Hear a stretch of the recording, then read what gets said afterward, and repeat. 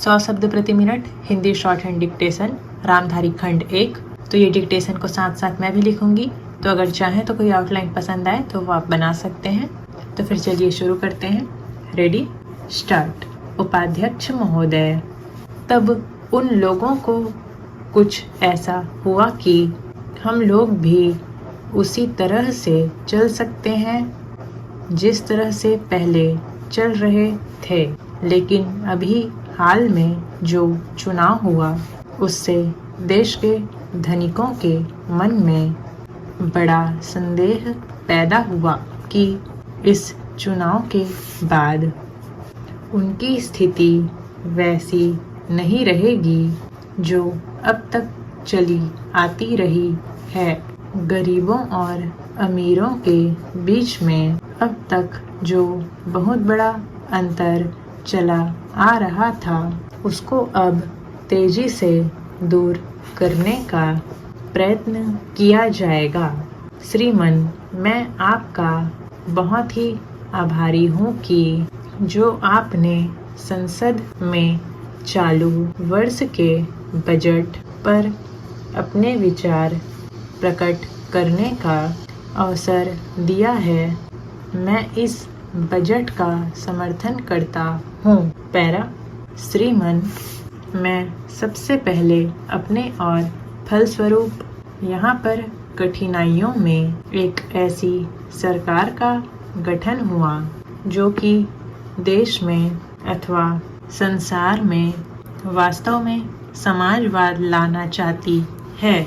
मैं वित्त मंत्री जी को इस बात के लिए बधाई देना चाहता हूँ कि लोकसभा में मध्यावधि चुनाव में जनता द्वारा कांग्रेस दल को जो आदेश दिया गया था उन्हें स्मरण है और गरीबी, बेकारी और बेरोजगारी को हटाने का और देश के जो पिछड़े हुए हिस्से हैं उनका पूरा विकास करने का साथ ही साथ इस बात का भी आदेश था कि देश के अंदर इस प्रकार की सामाजिक और आर्थिक व्यवस्था पैदा की जाए जिसके अंतर्गत जनता शोषण से मुक्त हो सके।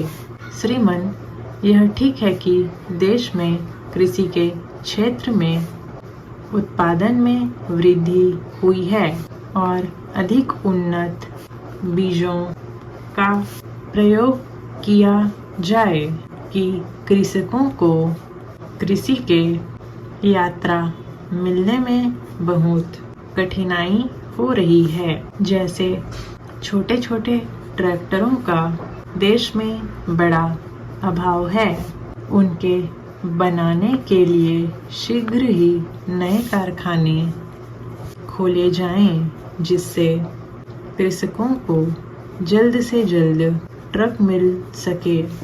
देश तभी प्रगति करेगा, हमारा ऐसा विश्वास है।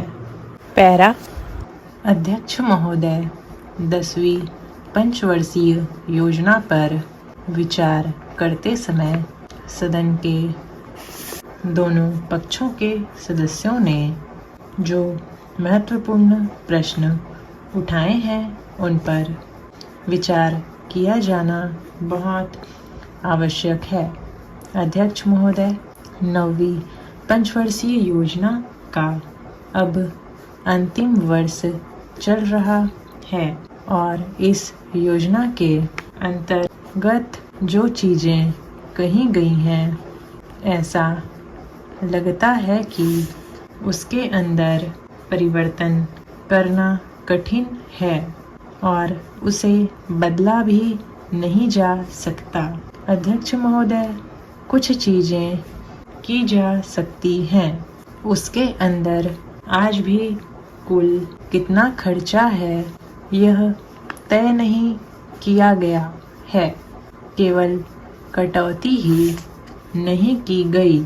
शुरू में मैं केवल यह कहना चाहता हूँ कि यहाँ पर कुछ सदस्यों ने जो यह प्रश्न उठाया था कि इस पंचवर्षीय योजना का आशय कुछ सरकारी पक्ष से भी बताया है।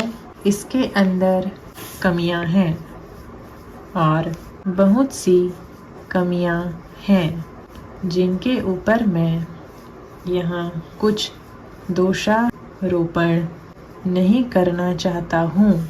मैं चाहता भी हूँ कि इस तरह से प्रश्न न उठाएं। आज तो समय अच्छा है।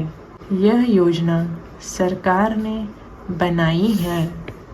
इस योजना के मुख्यमंत्री ने अनुमोदन होने के बाद भी इसमें कुछ कमियां रह गई हैं, तो यह कमी रहने का दोष किसके ऊपर है?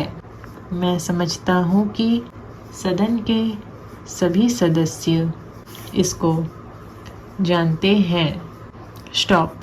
तो ये था छोटा सा डिक्टेशन। उम्मीद है आपने लिख लिया होगा। अगर नहीं लिख पाए हैं तो इसको बार बार लिख सकते हैं। Thanks for watching.